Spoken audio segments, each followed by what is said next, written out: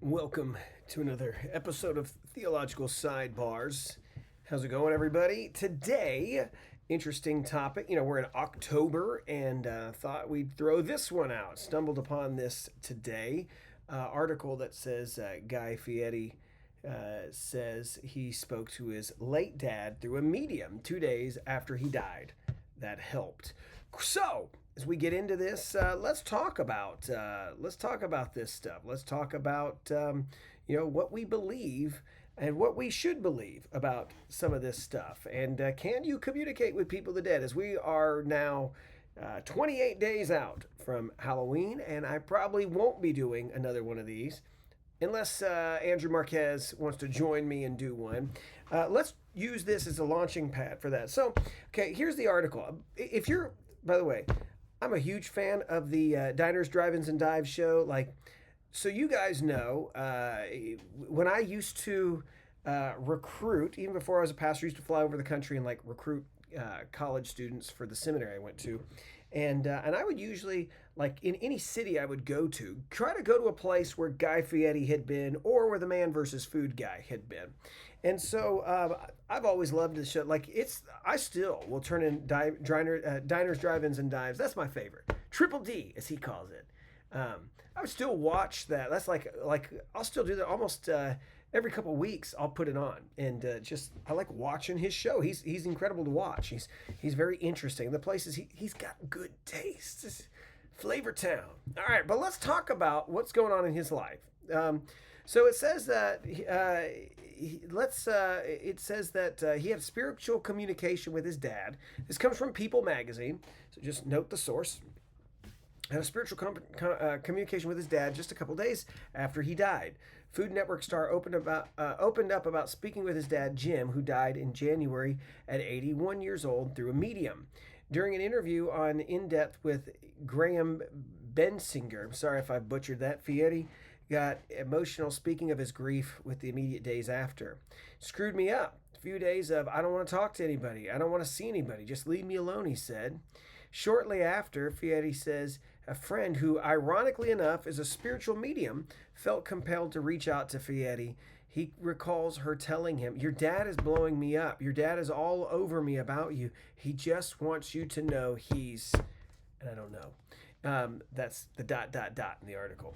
Diners, Drive-In star was blown away by the medium's personal knowledge of their relationship, and she starts depicting to me some of the things that nobody in the world would know what's going on. I mean, Goosebump City is what I'm telling you, he explained to host Graham Bessinger. So, one of the most extraordinary parts of the medium's communications is it happened just 2 days after Jim's death. So she goes, they don't come to me like this. It's usually 5 to 6 days. It's usually day 2. So she said, he's really hell-bent on getting in touch with you. Sorry, I don't, using the dead and all of that too. It's kind of like, why would you use that? But anyways, he credits his friend with handling his grief with care. His experience with a medium in the spiritual world changed his outlook on funeral arrangements. So let me just stop now. Okay, so I want to deal with this because I want to ask, how should we interact with this? You have probably heard stuff like this. You probably, whether you've been in the church or not, know people who have believed that they have made communication with someone from the dead. So how do you think of it? Now, we talked about this in depth on one of the Wednesday evenings here at the church. By the way, if you're having to be in Franklin, come on Wednesday nights. We have a class called Questions. And really, it's a kind of a free-for-all. You can ask anything, but we go through questions. So we were going through this at some point. And look, do I believe that God can allow someone to speak to you? Look, really, you got one story, and that's in 1 Samuel, where Samuel dies, and the witch of Endor is able to bring him up for Saul. That's it. You got one. So I would be very, very skeptical, very, very cautious about the idea that God is just letting people from, who have just passed on to do it. you got one passage, right? Here's what we do know. So let's shove that aside because I don't think that we need to go down that road. So one thing I think is very clear. If God does, right, one thing should be that we don't seek that out. You're not seeking that out. There's reasons for that. We don't need to go down this road of trying to look at, because the Bible is very explicit that you don't do this. So here's some things you need to think through. So this is Leviticus 19:1. And two, let's see, as he kind of talks to the people, notice what he says. I'm going to get to kind of a little bit towards the end of this passage because there's some of that in here, but he gets towards the end and he says in 31, don't turn to mediums or consult spiritists, or you'll be defiled by them. I am the Lord your God. So don't go to people who, this is what they do, that they consult the dead. Don't do that kind of stuff. How about this one? Let's do Deuteronomy 18 and we'll do 10 through 13. No one among you is to sacrifice his son or daughter in the fire, practice divination, tell fortunes, interpret omens, practice sorcery, cast spells, consult a medium or a spiritist, or inquire of the dead. Everyone who does these acts is detestable to the Lord your God, is giving you to the Lord. The Lord your God is driving out the nations before you because of these detestable acts. You must be blameless before the Lord your God. Though these nations you are about to drive, listen to fortune tellers and diviners. The Lord your God has not permitted you to do this. So it's pretty clear. We don't mess with this stuff. Now, why? Why don't we mess with this stuff? It's clear to not be like the nations, but I think what God is doing, and a lot of the time in the Old Testament, by the way, the Old Testament is very surfacey in terms of they don't really get deep into what's going on behind the scenes sometimes on the demonic realm. The New Testament, there is. And, Dr. Marquez will tell you, is if Andrew was on here, he would talk about how once you get into intertestamental period, once you get into the New Testament period, there's a lot of theology that's being done, and there's a lot that comes out where there's a lot, we talk more about demons, we talk more about angels, even that stuff's in the Old Testament. You don't have to look far.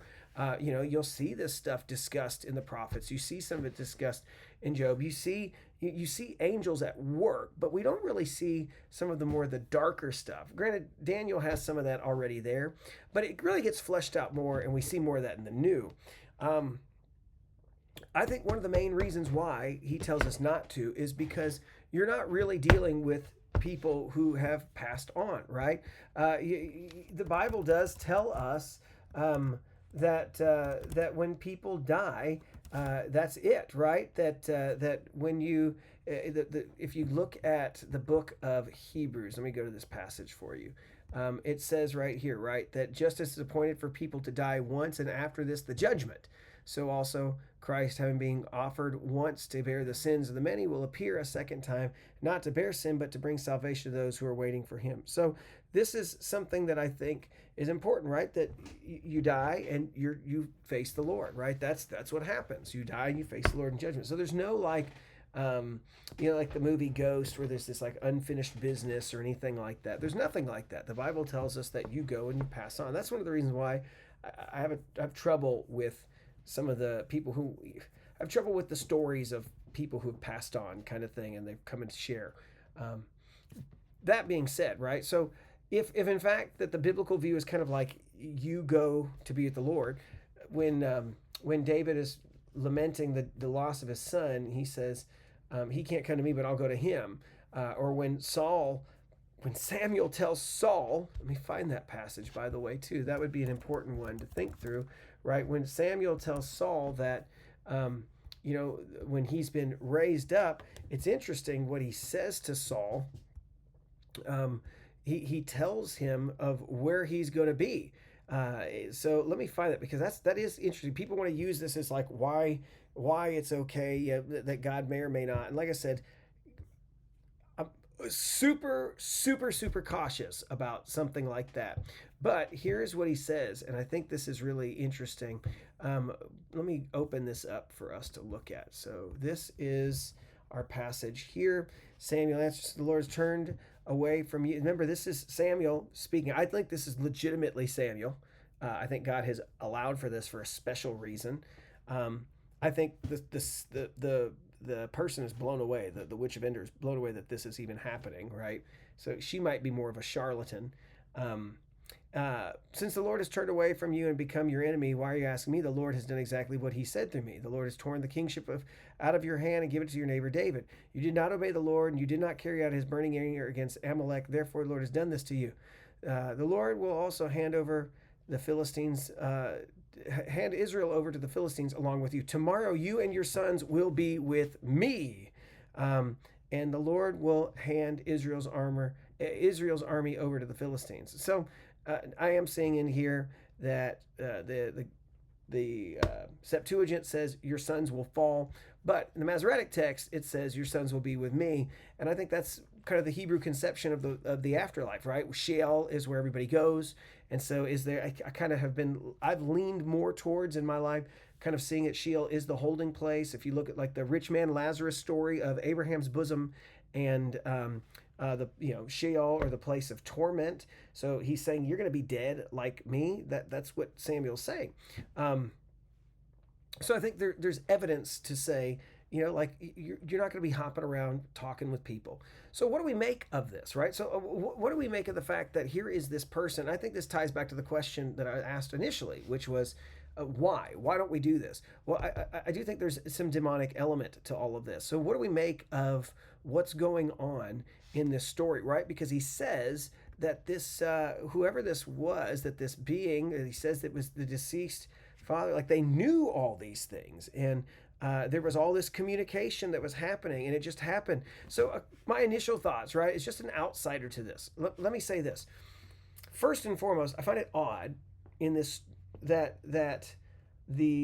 this person has this need. I have to tell him everything. So I don't know this psychic story, right? Like, are they a person who they get these messages and they have to go find the people to tell them? Or why is it Guy Fieri, celebrity, that we got to find him specifically, right?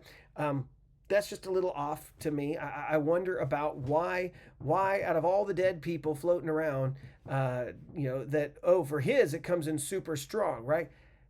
I think there might be something either that is, I'm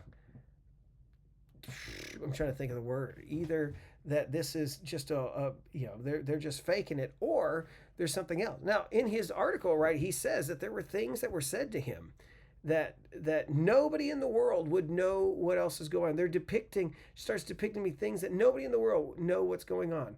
Goosebump City, insider knowledge, right? Things like that. So what about that? Like, what do we make of that? It's interesting. So I read a book. I was trying to think about the title of it. It's been some time that I read it, and it's called Demonic Foes, and this was by Richard Gallagher.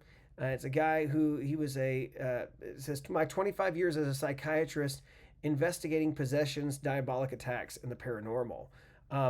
And this is a guy who is a psychiatrist who I think he's Catholic, and so he just spends his time like following along. It's like his 25 years of looking at demonic activity, and really an interesting article. And I'm trying to remember; it's been so long, but I'm pretty sure as just a guy, and he's not like super religious even in the book, right? Like he's just a guy who follows along.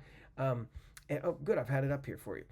Didn't even realize that. But in that, he talks about how, kind of looking at it, that one thing it's pretty clear with these beings is they've been around, and they watch people, and they know people pretty well.